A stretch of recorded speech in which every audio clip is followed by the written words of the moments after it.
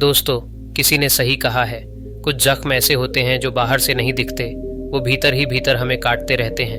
हर कहानी में हीरो नहीं होता जो जीत कर दिखाए, कभी कभी हार के किस्से भी इंसान को बदल जाते हैं। आज की कहानी शापित तलवार और अपंग लड़की।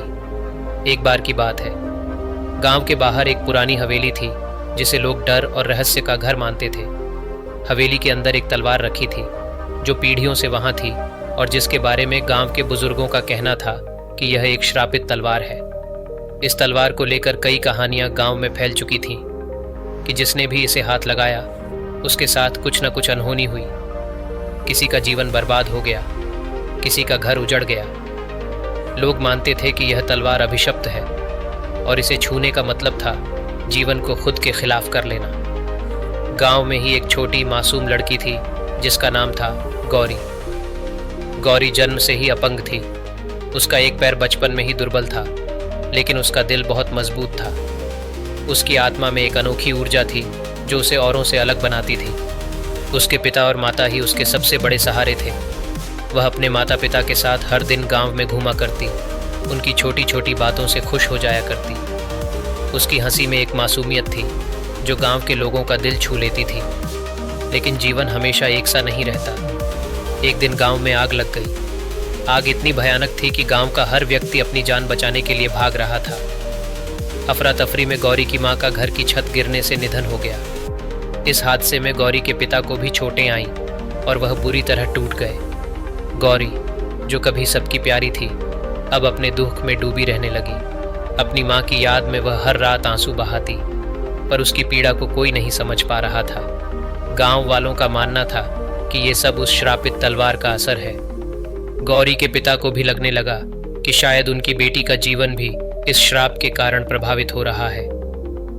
गांव के कुछ लोग गौरी को समझाते थे कि अगर वह उस तलवार को हाथ लगा ले तो शायद उसे उसके दुहक से मुक्ति मिल जाए।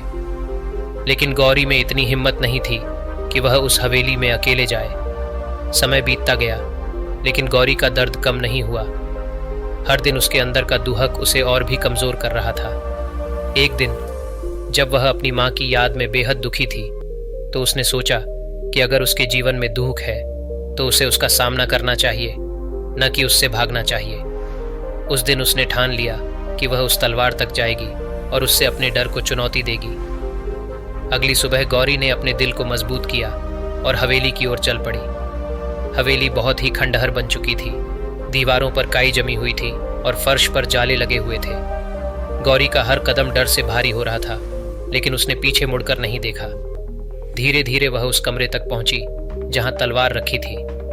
कमरा अंधेरा था, पर जैसे ही गौरी ने कदम रखा, उसे लगा जैसे कुछ अदृश्य ताकत उसे पीछे धकेलना चाह रही हो। उसने अपनी सांसें गहरी की और आगे बढ़ी।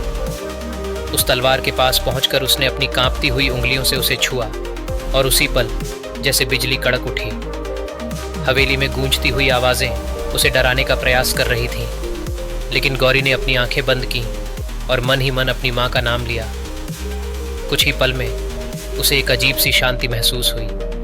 उसकी सारी पीड़ा, उसका सारा डर जैसे अचानक गायब हो गया हो। उसे ऐसा लगा जैसे उसकी मां की आत्मा उसके पास है और कह रही हो, बेटा, डर के आगे ही सच्ची शांति है। अपने दुख से भागो मत, उसका सामना करो। उसी पल गौरी को समझ में आ गया कि उसकी असली ताकत उसकी हिम्मत में छुपी है। गौरी ने धीरे धीरे आंखें खोली। उसे एहसास हुआ कि उस शापित तलवार का कोई श्राप उस पर नहीं लगा। वास्तव में वह तलवार खुद भी एक प्रतीक थी, डर का, जो हर किसी के मन में होता है। वह लौट आई, लेकिन अब वह पहले जैसी गौरी नहीं थी। उसके चेहरे पर एक नई चमक थी। उसके दिल में एक अजीब सा सुकून था। गांव लौटकर गौरी ने सभी को अपने अनुभव के बारे में बताया। उसने कहा, शाप या डर किसी चीज में नहीं होता, बल्कि वह हमारे ही मन में होता है। हमें अपने डर का सामना करना आना चाहिए, क्योंकि सच्ची शांति उसी में है। उसकी बातों ने गांव के लोगों की सोच बदल दी। सभी ने महसूस किया कि उन्होंने डर के कारण कितनी चीजों को अपने जीवन में व्यर्थ में श्रापित मान लिया था। उस दिन के बाद से गांव के लोग अपने डर को छोड़कर अपने जीवन को एक नई दृष्टि से देखने लगे। गौरी अब अपने जीवन में फिर से खुश रहने लगी। उसने अपने दिल की ताकत को पहचाना और उसी से अपने दुख पर विजय पाई। इस तरह गौरी ने यह सिखा दिया कि अपने डर का सामना करने में ही जीवन का असली साहस है। अगर आपको यह कहानी अच्छी लगी हो तो इसे लाइक करें और अपने मित्रों के साथ ज़रूर शेयर करें। और भी इसी तरह की अच्छी और प्रेरणादायक कहानियों के लिए आपसे निवेदन है कि आप हमारे चैनल को सब्सक्राइब करें। मिलते हैं अगली कहानी के साथ, तब तक के लिए अपना ख्याल रखें। धन्यवाद।